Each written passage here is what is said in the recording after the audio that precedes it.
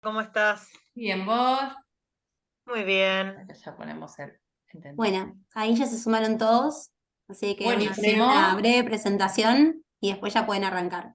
Dale, Dale. gracias, Cintia. Me parece que hay un par de personas más, me parece, que quieren entrar, ¿puede Sí, ser? pero ya Ah, están accediendo, faltan listo. dos. Ahí Bárbaro, Perfecto. gracias.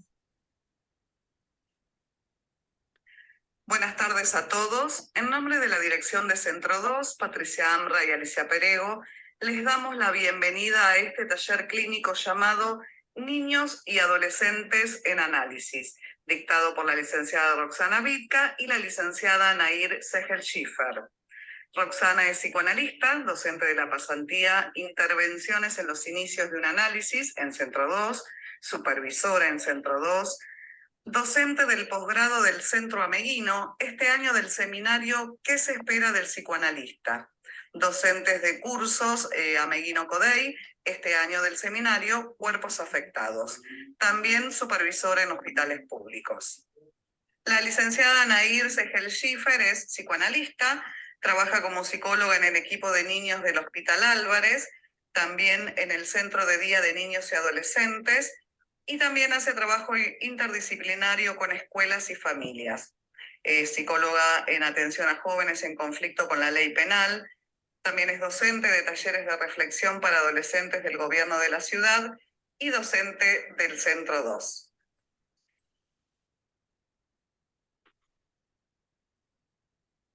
Bueno, Bueno, buenas tardes a todos. Bueno, bienvenidos nuevamente a este segundo encuentro. Y bueno, hoy tenemos a Roxana que vamos a escucharla hablando en relación al adolescentes, ¿sí? Así que bueno, cuando quieras, te buenísimo. escuchamos. Bueno, gracias. Bueno, buenas tardes a todos. Bueno, estamos acá en el segundo encuentro, como decían ahí, del seminario Niños y Adolescentes en Análisis. Sí, hoy vamos a decir algunas cosas sobre niños, pero más que nada vamos a dedicarnos a la clínica con adolescentes. ¿Sí? Les voy a contar un poquito de qué va la clase de hoy, ¿sí? Para que tengamos una idea. Eh, a ver, la idea es ir haciendo el siguiente recorrido. Me interesa que hoy hablemos de la función que cumple en la clínica con adolescentes el humor, la música y la escritura, ¿sí? Por ahí suenan cosas como muy distintas, ¿sí? Pero vamos a intentar darles como un lugarcito a cada una en la clase de hoy. Al final voy a contarles un recorte clínico donde aparecen estas tres cuestiones, por eso me gustaría que las vayamos pensando en función de la viñeta, ¿sí? A ver qué articulación podemos ir armando. Así como decíamos la clase pasada, decían Nair, que al juego podemos pensarlo en un análisis como un modo más de constitución subjetiva, ¿sí? Como uno de los modos. Lo que yo les propongo hoy es poder pensar, en principio, a la música y a la escritura en un lugar similar, ¿sí? Como recursos posibles que pueden tener nuestros adolescentes, ¿sí? Que acompañan la construcción de su subjetividad, ¿sí? En esa etapa tan particular como es la adolescencia, ¿sí? Que acompañen esta segunda vuelta, esta resignificación de estas marcas edípicas, ¿no? Diferentes modos de hablar de la adolescencia. Y que acompañen también en estos movimientos necesarios para acceder a los goces exogámicos. ¿Sí? Podemos ubicar, creo que tanto la escritura como la música un poco en esa función. ¿Sí? Vamos a ir ubicando también, como siempre hacemos en nuestros talleres, algo de la posición del analista. No podríamos pensar en estas cuestiones sin ubicar algo de nuestra posición. Y como les contaba, vamos a trabajar acerca de una viñeta que les voy a contar sobre el final, donde me gustaría que ubiquemos cómo, en ese caso, en el caso de Mía, le puse ese nombre a la paciente, que no es el verdadero, por supuesto, como en el caso de Mía, a partir de la música y de la escritura, aparece algo del orden de la subjetividad, ¿sí? Cuando ella le pone sus propias letras a la música que ella escucha, ¿sí? Algo de lo propio, ¿sí? Algo de lo subjetivo, digamos, aparece a partir de la música, ¿sí?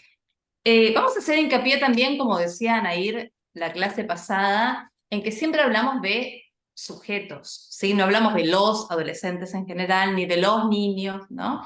Sino que siempre nuestra apuesta es al sujeto, ¿sí? A lo singular, a lo que pasa con cada adolescente, ¿sí? Más allá de la edad, podríamos decir, ¿sí? Bueno, recuerden que el año pasado, lo decíamos también el miércoles pasado, dimos con Nair un taller que se llamó ¿De qué juega el analista en la clínica con niños y adolescentes? ¿Sí? Que como les decía, si quieren lo pueden chusmear, quien no estuvo en el YouTube del Centro 2. Y también le contábamos que nosotras tiramos un poco de ese hilo, seguimos pensando cosas a partir de ese taller, ¿no? Entonces, repasando un poco cosas que habíamos dicho, me gustaba recordar un par de cositas, ¿no? Decíamos el año pasado lo siguiente, que el dispositivo analítico tiene la estructura de un campo de juego, algo como del orden del juego escénico, ¿no? Como una escena que se arma, ¿no? Esto vale para niños, adolescentes, adultos, también, ¿sí? También decíamos que el jugar tiene algo del actuar, ¿no? Como del jugar en un escenario, ¿no?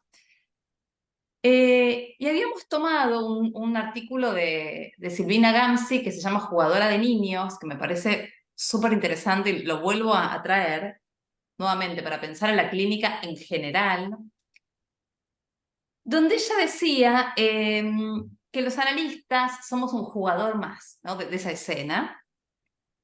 Y ella también dice en ese texto que solo se interviene siendo una jugadora, un jugador, ¿sí? Pensando en nuestra posición como analistas, ¿no? Cuando repasaba un poquito la clase para hoy, me acordaba de un pequeñísimo recorte que dijo Nair la semana pasada que me parece buenísimo para transmitir este punto. No sé si recuerdan que Nair contaba de un paciente, de un niño que estaba como, cualquier cosa vos me corregís o me agregás, ¿no? Estaba como enojado, ¿no? Y revolviaba cosas, ¿no? Entonces, Nair había probado, por un lado, en decirle que no, que eso no se hace, ¿no?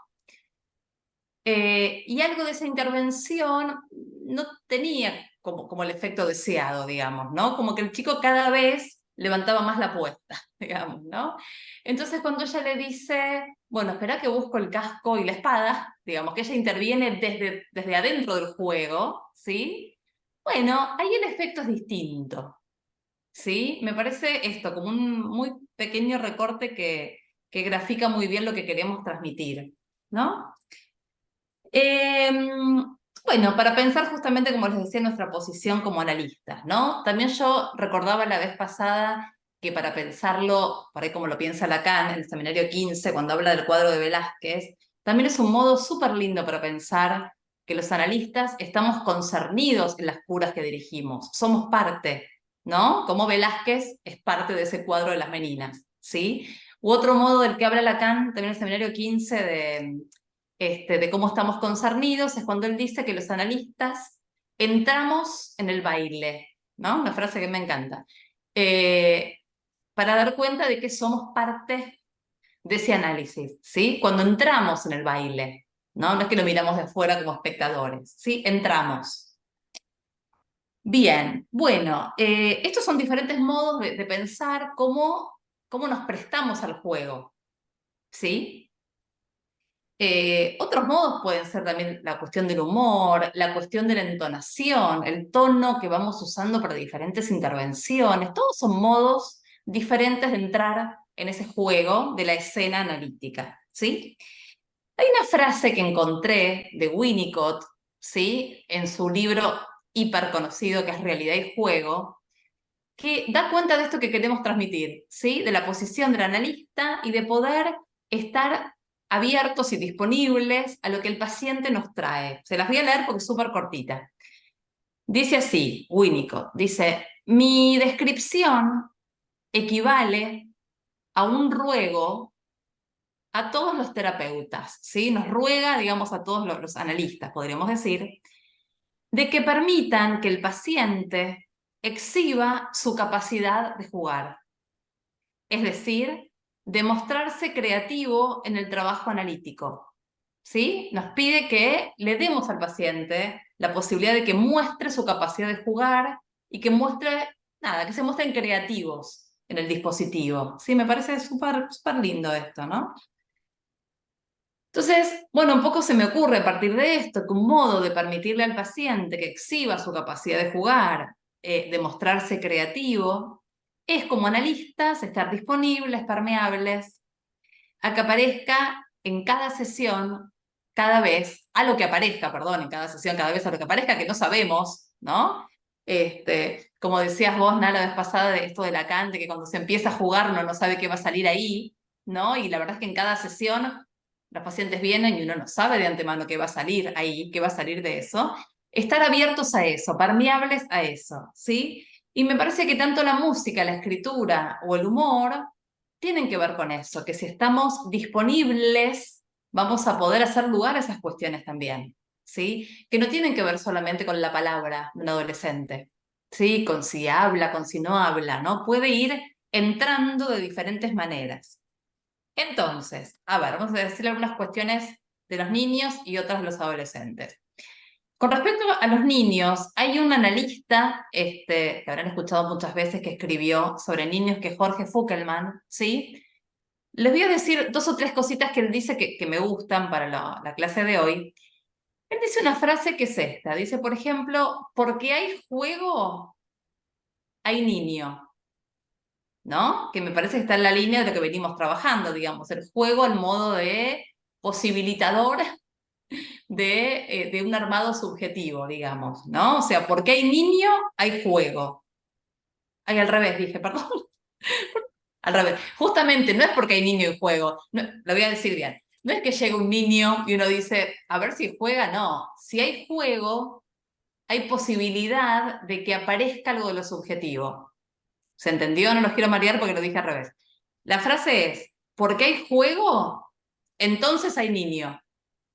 ¿Sí? Primero lo que uno va viendo es algo del orden del juego, y eso puede posibilitar que aparezca algo del sujeto. ¿Sí? Bien, que esa es nuestra apuesta. Bien.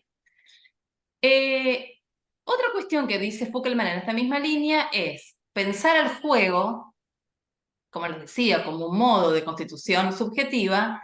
Él dice apoyada en el de jugando, ¿no? Miren que los chicos dicen mucho esto de, bueno, dale que yo soy la mamá y vos sos, no sé, el nene, ¿no? Digo, algo de esto.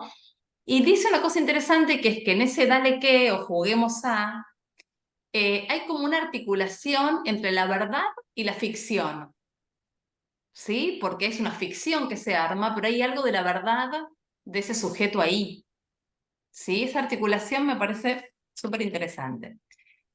Y con respecto a los adolescentes que llegan a nuestros consultorios,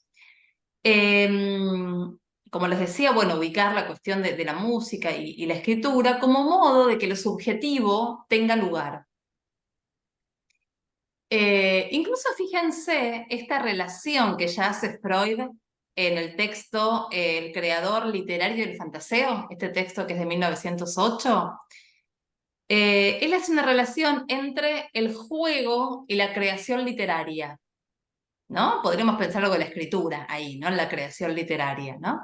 Entonces él dice esto, se los leo, dice, ¿no deberíamos buscar ya en el niño las primeras huellas del quehacer poético?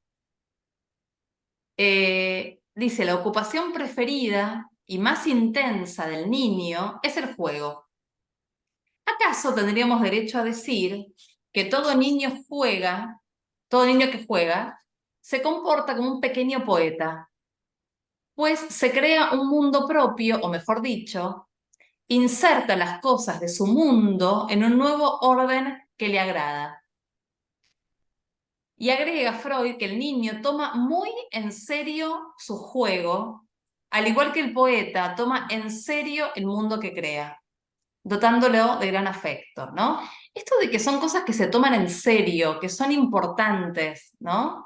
Esto me parece que es fundamental. Me acordaba ahora cuando repasaba que hay una parte del texto, la apertura de la sección clínica de Lacan, no sé si lo leyeron, si no lo pueden buscar, que es re interesante, donde Lacan dice que un análisis se trata de hablar de cosas que importan, ¿no? Y me resonaba esto, ¿no? Como a la importancia que le da el niño al juego y el poeta a lo que escribe, a lo que crea, ¿no? Bien. Bueno, vamos a hablar un poquito de humor, un poquito de escritura y un poquito de música, un poquito de cada cosa, ¿sí? Así que prestemos atención porque estas son las cosas que yo recorto que nos van a servir para articular con la viñeta, ¿sí? Con respecto al humor, ¿sí? Hay un texto de Alexandra Cohen, es con X, ¿sí? Que se llama Si no hay humor, que no haya nada. Y dice esta idea que a mí me gustó para que la podamos tomar. Dice, con el humor se trata de hacer frente a la tragedia, pero no en el sentido de reírse de todo para banalizarlo. Eso sería cinismo, dice ella, ¿no? Lo que ella propone con el humor es hacer de la tragedia algo más soportable, ¿no? Fíjense que es interesante pensarlo esto en un análisis, ¿no? Y sigue diciendo, mientras que el cinismo sería reírse de todo porque nada importa, el humor se trata más bien de reírse de algo porque importa, ¿no? Pensando en esto que decíamos antes de lo importante, ¿no? Recortar algo que importa, ¿no? Y poder reírse de eso, ¿no? Como algo de la tragedia, digamos, poder hacerla más soportable, ¿no? Entonces nosotros podríamos ubicar el humor como un recurso que un adolescente podría tener a mano, ¿no? Para tantas cosas, ¿no? Por ejemplo, para elaborar tantos duelos que tienen los adolescentes que ir atravesando, ¿no? En relación a toda la metamorfosis que tienen que atravesar. O por ejemplo, como les voy a contar después con la viñeta de esta paciente, cómo esta analizante, a través del humor, se pregunta acerca del lugar que tiene en el otro. ¿Sí? Se las dejo en suspenso y después se las cuento. Pero digo, puede servir para muchas cosas el humor, digamos, ¿no? En un análisis. Vamos a hablar ahora de escritura, también, 2 o 3 ideas cortitas para un poco, y para ir entrando en el tema, porque son temas tan grandes e interesantes que dan para mucho. Podríamos pensar que el proceso de escribir tiene algo de aventura, ¿no? Se sabe cuándo empieza, pero no cuando termina, ¿no? Cuando alguien agarra una hoja o la compu o el celular y empieza a escribir. Podríamos pensar que para escribir se trata de jugar con letras, hablando del juego, ¿no? Es una forma de jugar con letras y de jugarse, ¿no? Siempre que aparece esto de jugarse es porque hay algo de lo subjetivo, ¿no? Al escribir hay algo de jugarse, ¿no? Esperen que pongo el chat que me olvido siempre. Ahí va. Una frasecita que agarré de Borges que me gustó, que dice, uno escribe lo que puede y no lo que quiere. Me pareció re linda, ¿no? Porque en relación a escribir lo que uno puede, me parece que realmente habla de lo singular, no tiene que ver con lo que alguien quiere, ¿no? Y por último, les voy a leer, también cortito, una parte, un resumen cortito que hice de un texto de Luis Pesetti, vieron que es un escritor que escribe para adolescentes, ¿sí? Y él en un momento escribe este texto que se llama El poder de escribir, y lo escribe, lo convocan en realidad para que él escriba algo justamente para causar que los adolescentes se pongan a escribir. Él los quiere como convencer, ¿no? Causar de que escriban, ¿no? Causar la idea, el empuje a escribir. Entonces, dice así Luis Pesetti, dice, quienes conocen un lápiz saben que es parecido a una varita mágica. Es una herramienta poderosa. Con un lápiz se puede contar nuestra vida igual a como es o contarla tal como nos gustaría que fuera. Contarla para no sentirnos solos con eso que vivimos. Podemos tener nuestra propia voz. Esto quiere decir que no vamos a decir lo que nos dicten, sino lo que pensamos o sentimos. Nuestra voz quiere decir nuestra verdad, dicha con las palabras que encontramos. Y termina diciendo este texto, Luis Pesetti, dice así, dice, yo, Luis, escribo porque me divierte. También porque necesité contar cómo murió mi papá y cómo extrañé a mi mamá. Escribo porque me siento más acompañado o menos triste, más fuerte, más claro, más poderoso. Me parece tan lindo. Lo leí muchas veces, pero me parece hermoso, ¿no? Creo que transmite algo de la función de la escritura, ¿no? Después lo pueden buscar si quieren en Google y aparece todo completo. Y por último, en relación a la música, por un lado me parecía interesante la cuestión de la música, cómo entra, ¿no?, en los análisis. Vieron que los pacientes, no sé si les pasa, los adolescentes por ahí tocan timbre, no sé, uno baja a abrir o lo que fuera, y están con los auriculares, con la música, y me pasa muchas veces que no es que se los sacan cuando los voy a abrir, pero siguen con los auriculares un rato, ¿no? Hasta que la cosa se va como comando, recién ahí como que la música los acompaña en todo momento, digamos, ¿no? O cuando hablan de los recitales, de sacar las entradas, de, bueno, obviamente hay las bandas de música que les gusta, o vienen con las remeras o con los buzos de la banda, digo, como la música va entrando hasta sin palabras muchas veces, ¿no? Hay un texto que les voy a contar 3 o 4 ideas de este texto que me parece hermoso, que es un texto que se llama Adolescencia, una lección de música. Es de un analista que se llama Walter García, que muy generosamente me lo compartió. Así que también lo pueden buscar y les cuento algunas ideas que nos sirven para pensar la viñeta, ¿sí? Dice así, una de las frases que tomé del texto, dice, la música sirve a y se sirve de la cultura para generar movimientos, pensemos en la adolescencia, ¿no? Transiciones, elaboraciones, adormecimientos y también, ¿por qué no?, despertares. La música le permite al sujeto subirse a su decir. Se presta como escenario para que el decir advenga como improvisación, donde la música da voz, mire qué interesante esto, la música da voz a lo que no puede decirse.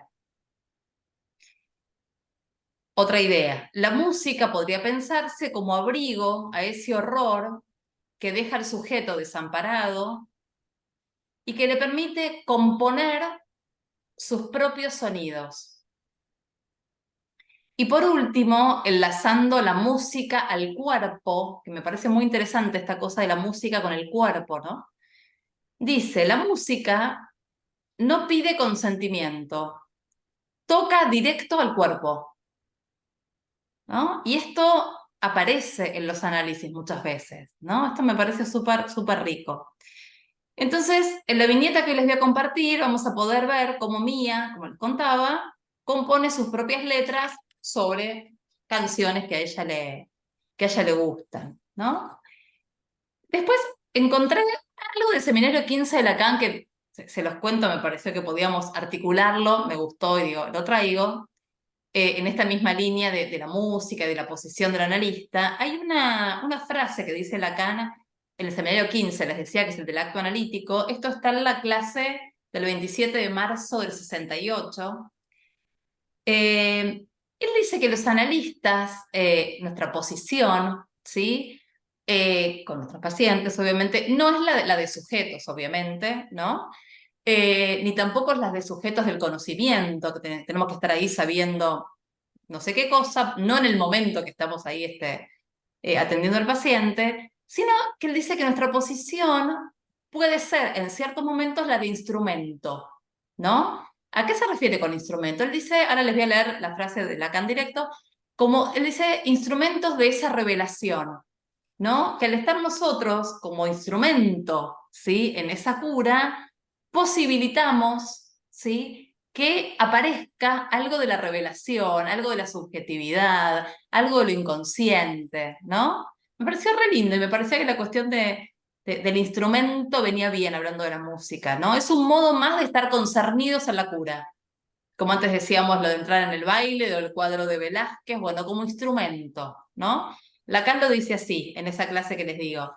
Dice, si pudiéramos reconocer el lugar que allí tenemos en tanto analistas, no en tanto analistas sujetos del conocimiento, sino en tanto que analistas instrumentos de esa revelación, ¿no? Me parece lindo.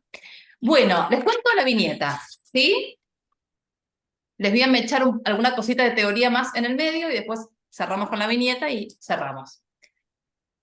Bueno, Mía es una paciente que yo atendí hace muchos años, la atendí desde sus 10 años, más o menos hasta los 15, ¿sí? Llegó siendo, podríamos pensar, como una puber, por ponerle así un título como medio de transición, y dejó de venir, digamos, terminó su análisis de algún modo, llegó a un final a los 15. Les cuento, recibo a Mía, una puber de 10 años, como les contaba, muy charlatana, luego de haber tenido una larga entrevista con sus tíos. Ellos relatan que viven con su sobrina, a quien aman, la adoraban, a esta nena, ya vivían hace algunos años, ya que los padres de Mía no podían, ¿sí? No voy a entrar en ese no podían, porque, bueno, para cuidar un poco el material, no podían hacerse cargo de su hija, lo cual implica que Mía viene con una historia muy compleja en relación a sus otros parentales, digamos, ¿no? Pero bueno, vive con estos tíos que la aman, como les decía. Estos tíos deciden consultar por 2 razones. La verdad que es una posición muy piola, me parece, ¿no? La primera razón era que querían orientación, porque Mía se hacía un montón de preguntas que ellos no tenían ni idea de cómo contestar.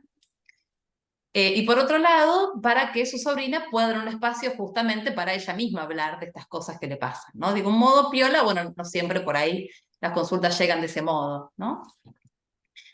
En los primeros encuentros, esperen que tome un poquito y...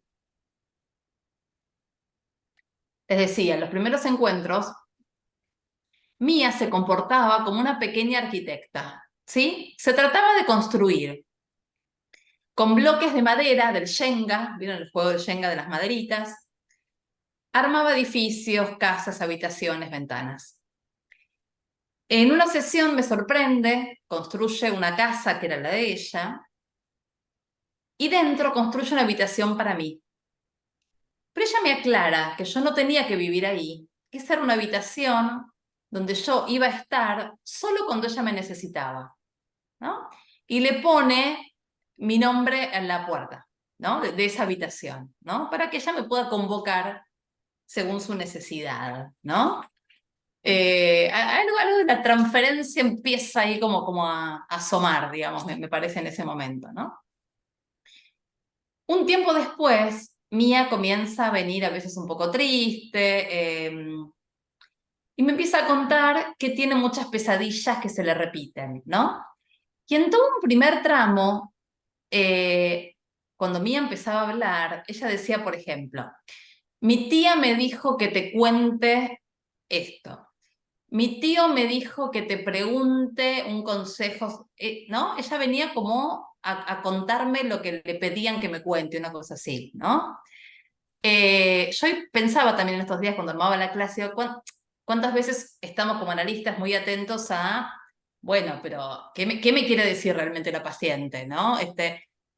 Esto de preguntar, bueno, ¿y vos qué pensás? ¿No? Él me pareció que en ese primer tiempo ese era el modo en el que Mía podía contar algo, era a través de lo que le pedían que cuenten, era ese tiempo, ¿no? Quizás de estar todavía bastante pegada a lo que los otros querían que ella diga, digamos, ¿no? Entonces, bueno, fui como sosteniendo eso, digamos, ¿no? Entonces, lo que ella me dice es que los tíos le piden que me pida consejos para saber qué hacer con las pesadillas, porque ella tenía pesadillas y se quedaba muy angustiada hasta que me volví a ver la sesión siguiente. Su tema no era tanto las pesadillas, porque ella venía y me contaba lo que soñaba, que eran cosas, bueno, que no podían aparecer de otro modo más que en los sueños, ¿no? Porque eran muy, digamos, insoportables de algún modo, pero a ella le preocupaba qué hacer todos esos días con esa angustia, ¿no? Entonces, yo en ese momento que alquilaba un departamento, un consultorio, vieron que están como a veces decorados por la persona, obviamente, que lo alquila, miro para arriba y veo que hay un atrapasueños en la pared que yo nunca había visto, ¿no? Entonces le propongo a Mía construir juntas un atrapasueños, con unos hilos que había ahí en el consultorio, qué sé yo, unas maderitas. Entonces la propuesta era que ella se lleve el atrapasueños para que ese sueño quede atrapado unos días, ¿sí? Pero que después lo traiga la sesión siguiente. Bueno, así se fue como un poco armando la cuestión con Mía y la confianza, ¿no? Bien. Ahora viene algo de esta cuestión del humor que yo les contaba antes, que me parece que una vez que ella va ganando confianza y va pudiendo contar incluso estas cosas que tanto la angustiaban, yo lo atendía a Mía por una prepaga, ¿no? Vieron que pre-pandemia había planillas que los pacientes firmaban, ¿no? De puño y letra, entonces, y tienen en general 30 casilleros, porque son las 30 sesiones que están como autorizadas, ¿no?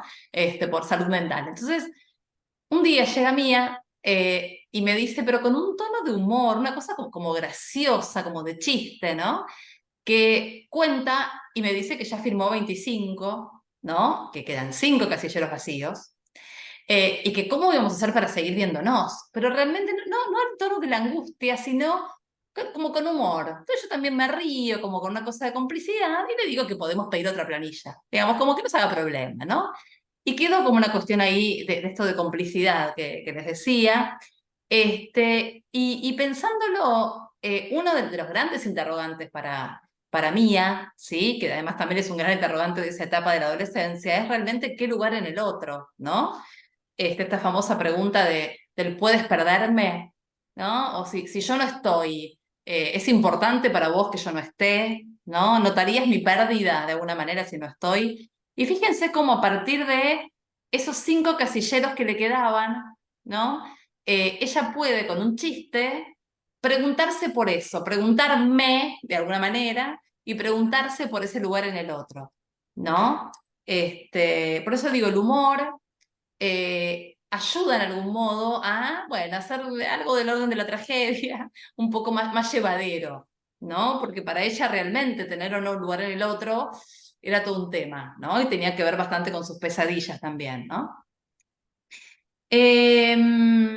Bien. Bueno, va pasando el tiempo, Mía tiene 12, 13, 14, una etapa en la que la música y la escritura hacen su aparición.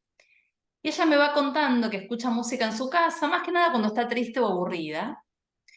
Se hace fan de algunas bandas que eran bandas bastante poco conocidas y que no cantaban en inglés, que podría ser ni español, en otros idiomas, ¿no? Que me parece interesante porque me parece que era un modo que ella tenía realmente de hacer un poco la suya, ¿no? Porque nadie entendía lo que ella escuchaba, ¿no?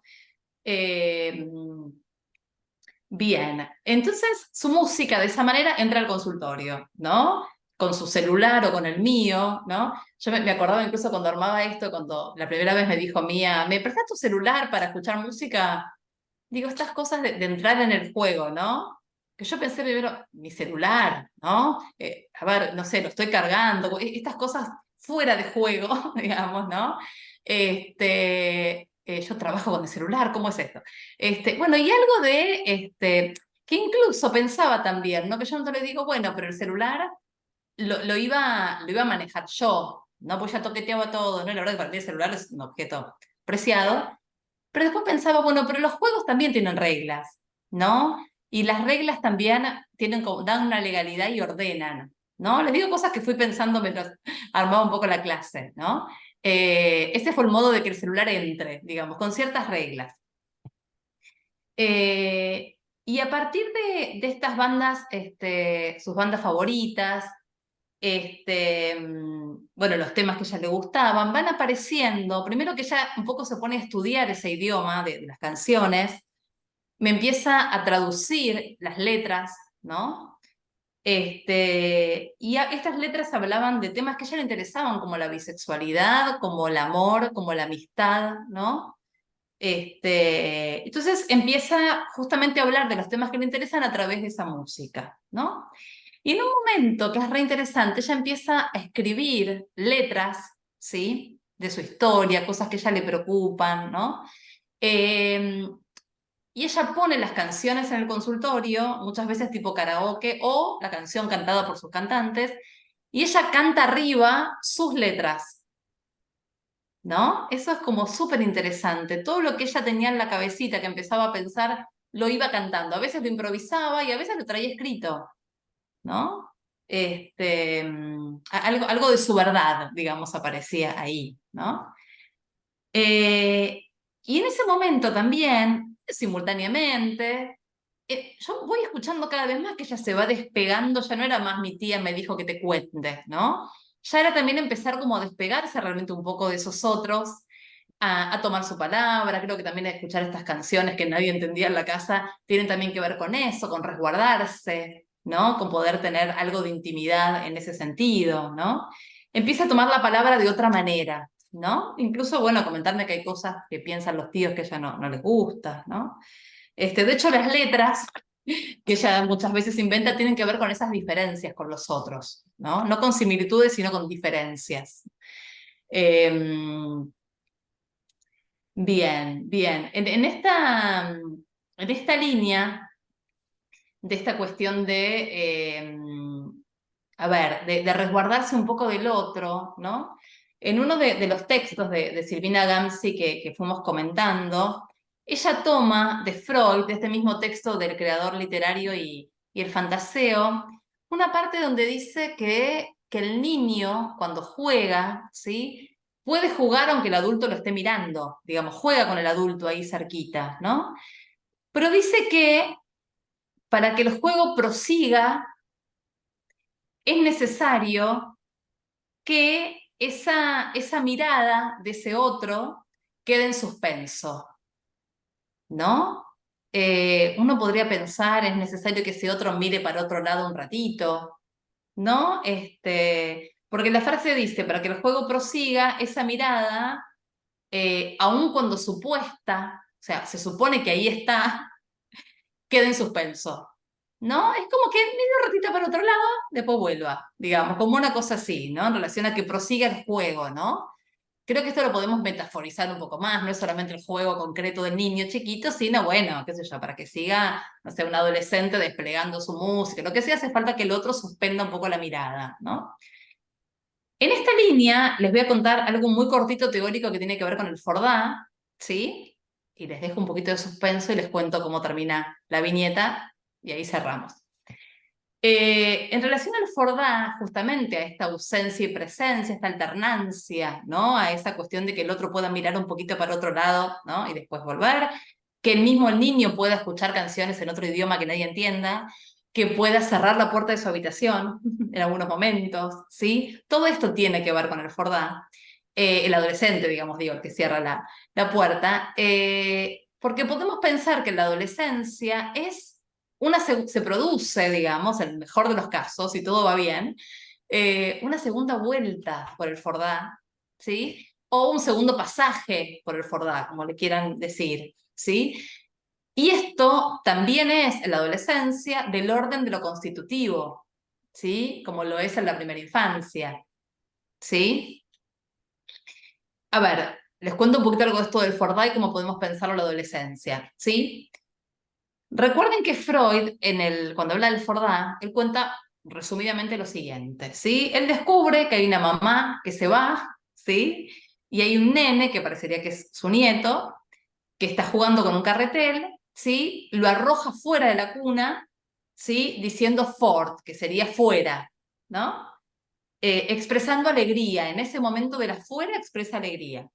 Cuando acerca el carretel, dice da, que es acá, ¿sí? Pero ya no está esa alegría, ¿no? Entonces, bueno, recuerdan que Freud hace una primera lectura donde dice que el niño hace de modo activo lo que sufre pasivamente. Primera lectura. Sin embargo, Freud se sigue preguntando por qué el nietito expresa mayor júbilo en el afuera, ¿sí? Bien. Lacan, en el seminario 11, si después lo quieren chusmear, en la clase del 12 de febrero del 64, hace su lectura, ¿no? Es bastante larga, pero se las resumo.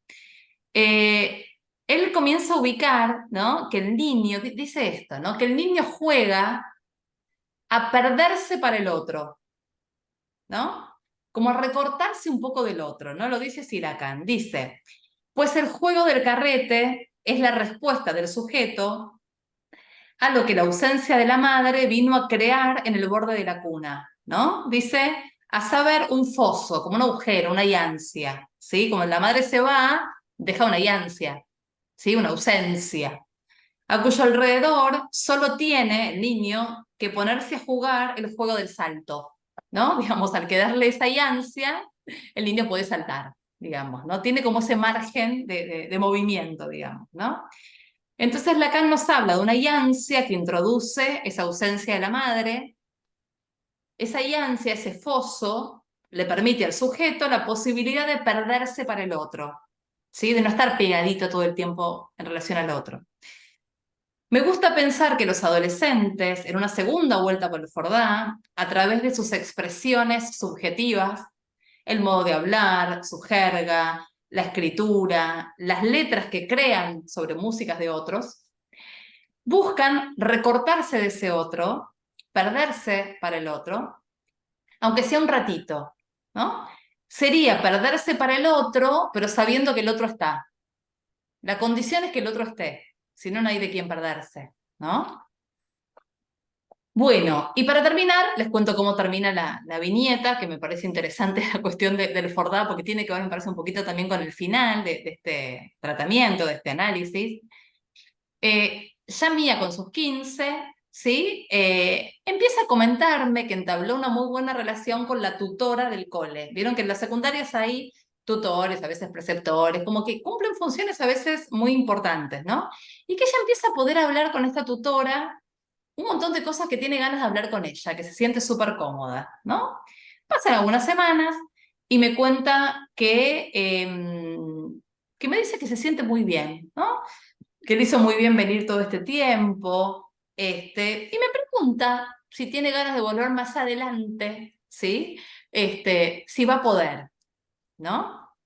Yo por supuesto que le digo que sí, sin dudarlo, ¿no? Y pensaba en esta frasecita que vos habías traído, creo, Ana, la vez pasada, para cerrar también de Silvina Gamsi, que es algo así como que la puerta estará abierta tanto para salir como para volver a entrar, quizás en un futuro, ¿no? Digamos, como desde nuestra posición, en este caso, que Mía toma esta decisión, que yo creo que tiene que ver con algo de esta segunda vuelta del Fordá también, como necesitar ausentarse, saber que quizás puede volver, ¿no? Y esto que también decíamos la pasada, de no ubicar a los cierres o a las interrupciones o a los finales, ¿no? Como con una connotación negativa, digamos, una cosa así, sino que realmente hay algo de lo constitutivo también acá, ¿no? De esta posibilidad que ella tiene de correrse, de hacer la suya, digamos, de alguna manera, ¿no? Bueno, hasta acá es lo que preparé para hoy. Bueno, no sé si tienen ganas de preguntar algo.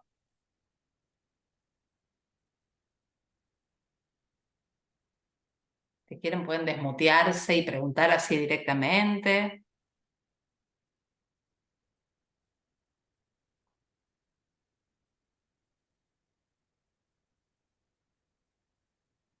Bueno, aprovecho yo para Dale, cómo arrancar. no.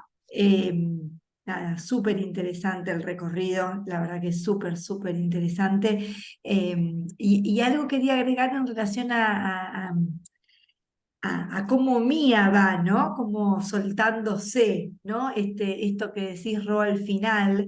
eh, Silvina Gamsi también nombra mucho esto, que cuando el joven se puede desmarcar de la demanda parental, Ujú, puede decir, puedo hablar con la preceptora, hasta acá, ¿no? Esto que Mía puede en un momento poder como suspender, ¿sí? Suspender entre comillas, ¿no?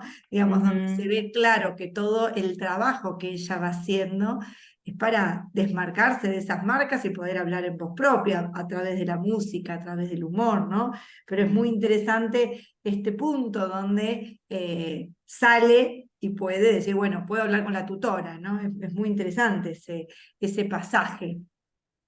Está bueno esto que traes, porque tiene que ver con la exogamia, ahora que te escucho, ¿no? Ujú. Digamos, ¿no? Que el poder soltarse de algún modo de estos otros tan significativos, que pueden ser los tíos en principio, y bueno, y sus otros, digamos, la hace ir como circulando más, Sí. digamos, Sí, ¿no? que es ese momento, luego después se verá, ¿no? Cómo a veces estas segundas vueltas, ¿no? Donde, bueno, uno abre el espacio para para que vuelva o no, pero como esa marca ya es una marca, ¿no? Esto es Totalmente, totalmente. Es así, sí.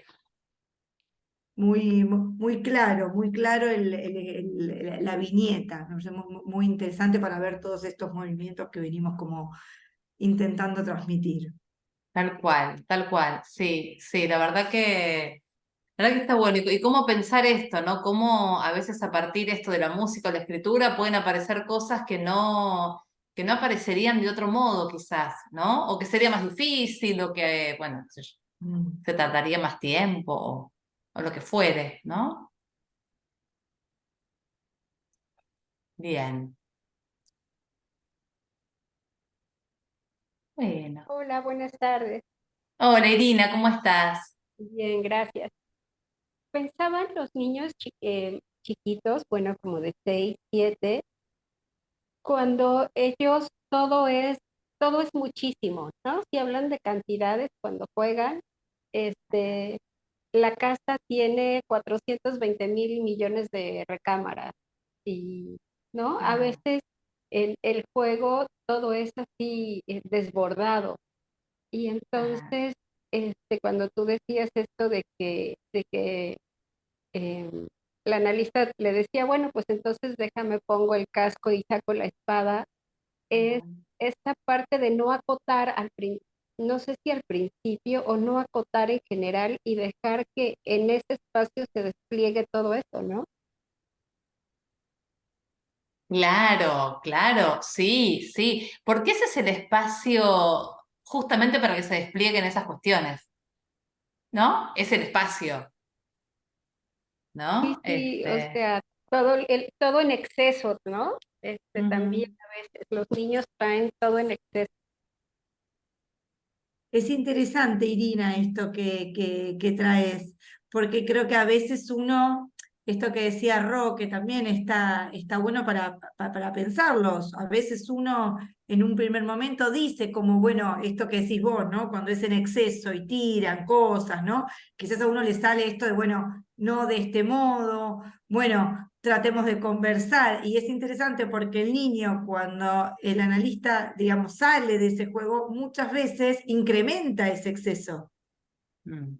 Ujú. Y está bueno porque es ahí donde uno dice, bueno, quizás es esto, no es por acá, ¿no? Pero es a partir del niño, es a Ujú. partir de lo Ujú. que digamos, de lo que se incrementa, ¿no? Es interesante. Ro, ahí Quizá hay... Sí, perdón, quizá lo que está tratando de expresar ahí es el exceso a lo mejor que vive en casa, ¿no? Y si acotamos esto, a veces lo tapamos, o sea, ya no le damos esa oportunidad de que eso salga. claro. Totalmente, Irina, es así, claro, claro. Acá preguntaba Catalina, ¿no? El seminario 11. Espera que ya te digo. ¿Qué clase del seminario 11? Espera que lo tengo acá. Es la clase del 12 de febrero del 64. 12 del 2 del 64.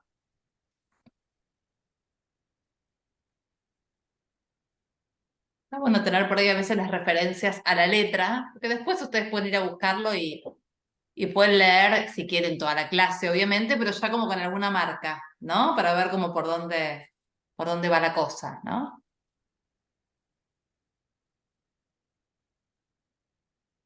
Y es interesante la vuelta a esto que decís, Rode, la vuelta que le da Lacan, ¿no? En esto, que es a partir de la yancia, ¿no? Digo, cuando Freud Ujú. habla primero que la mamá se va, bueno, la mamá o la persona que esté cuidando, ¿no?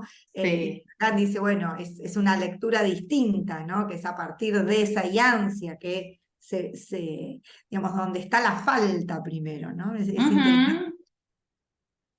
Totalmente, totalmente. Con esto de la falta me hacías pensar que yo hablé bastante antes de Jorge Fuckelman, ¿no?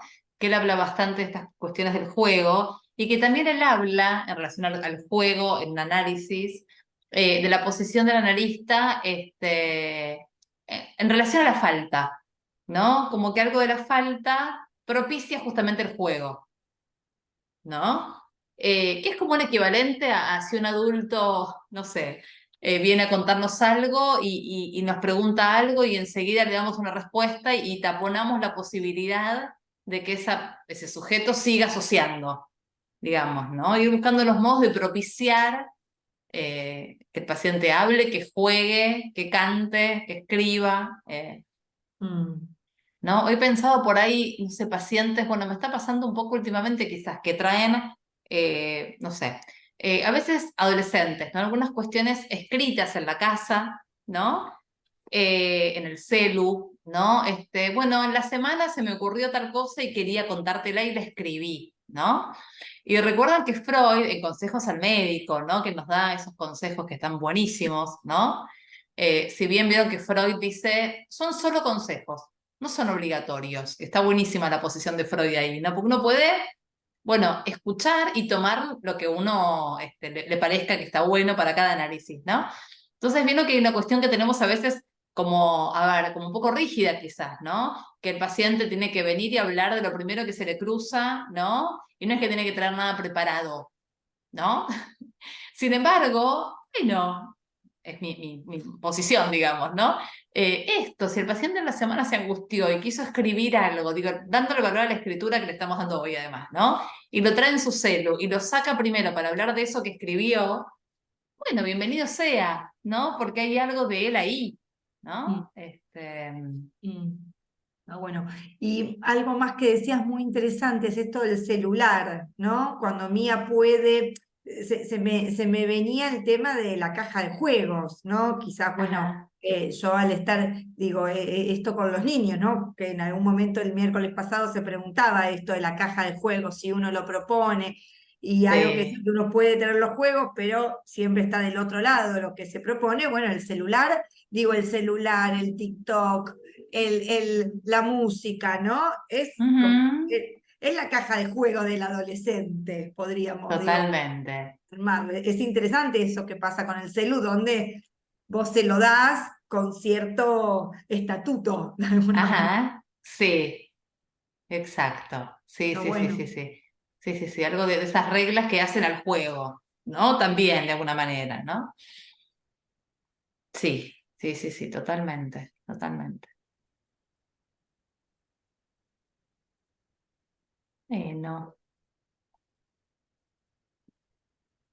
Bueno, yo quisiera decir algo en relación a la escritura, sí, em, y es que yo considero que la escritura tiene, fue algo que recién he descubierto inclusive por una experiencia muy personal, y es que la escritura te permite atrapar como estados y momentos, inclusive de responsabilización subjetiva, que ajá, tardarían en aparecer en el momento preciso de una sesión.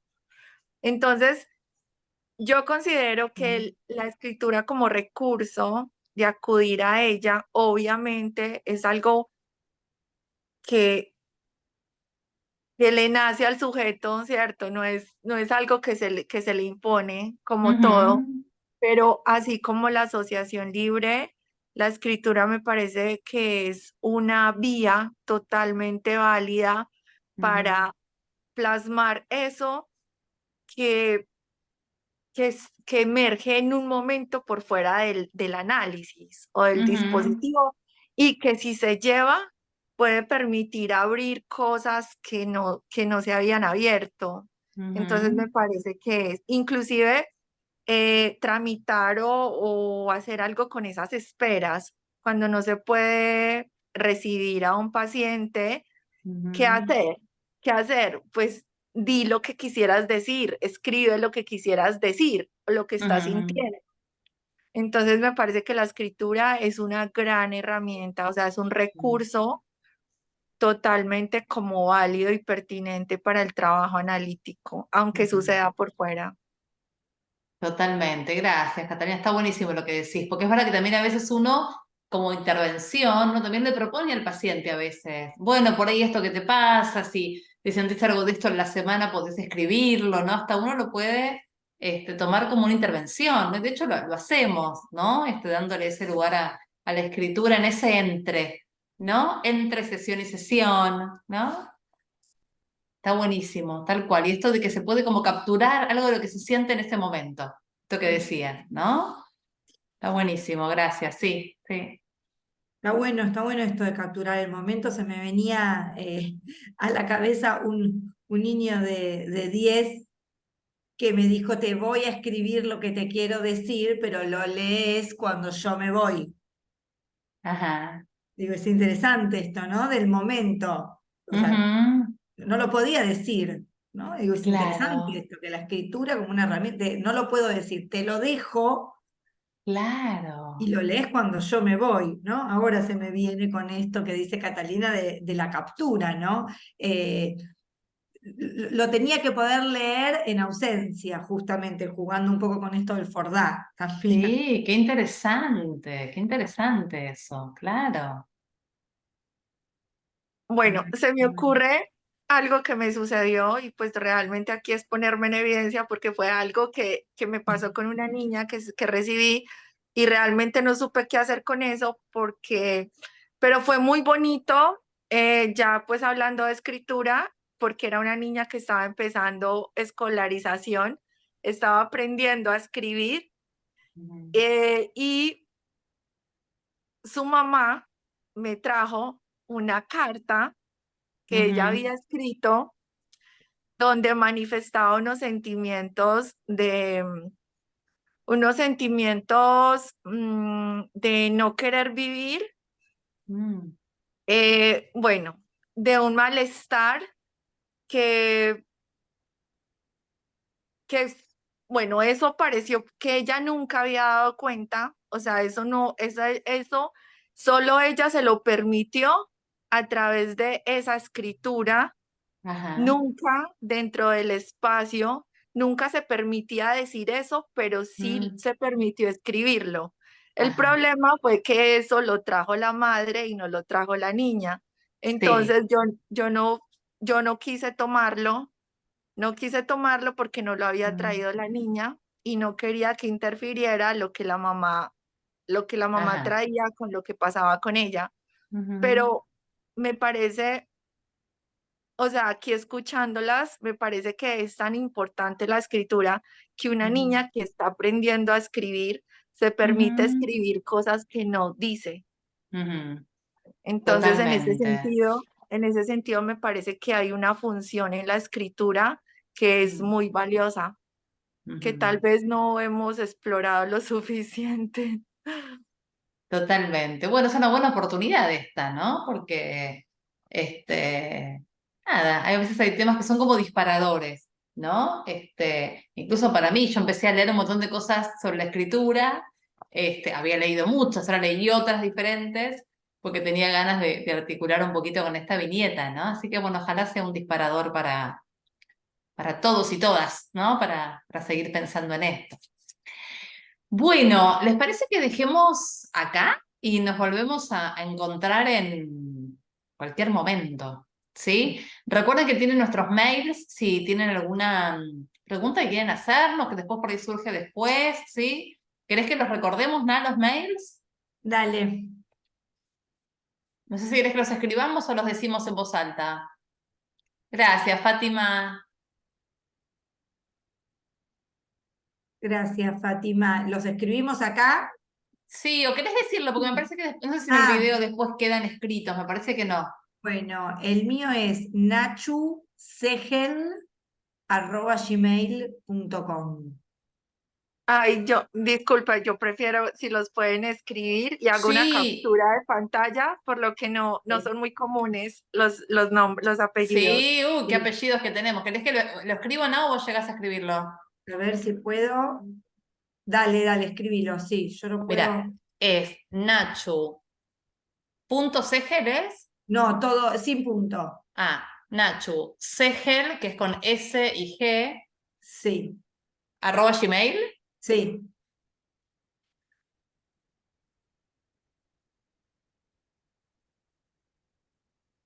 Ahí va. Y el mío, lo digo en voz alta, lo escribo, es roxanak1@hotmail.com. El mío lo simplifiqué un poquito. Roxana, la K nada más de mi apellido, el 1@hotmail.com.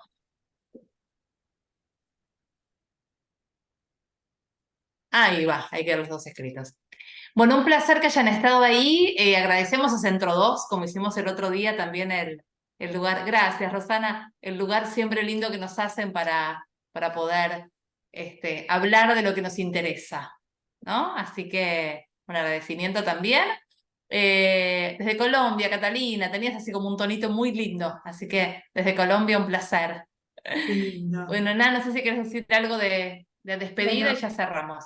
gracias a todos. La verdad que un placer también para nosotras volver a estar y bueno, y lo que va surgiendo, que siempre la verdad que es muy interesante y nos sigue convocando. Así que bueno, gracias Totalmente. a Seguiremos todos. jugando y armaremos otra cosa Así más es, adelante con todo lo que va surgiendo, que siempre nos da tantas ganas. así es. Bueno, que estén muy bien. Nos vemos pronto. Muchas Gracias. gracias. Hasta Chaucito. luego.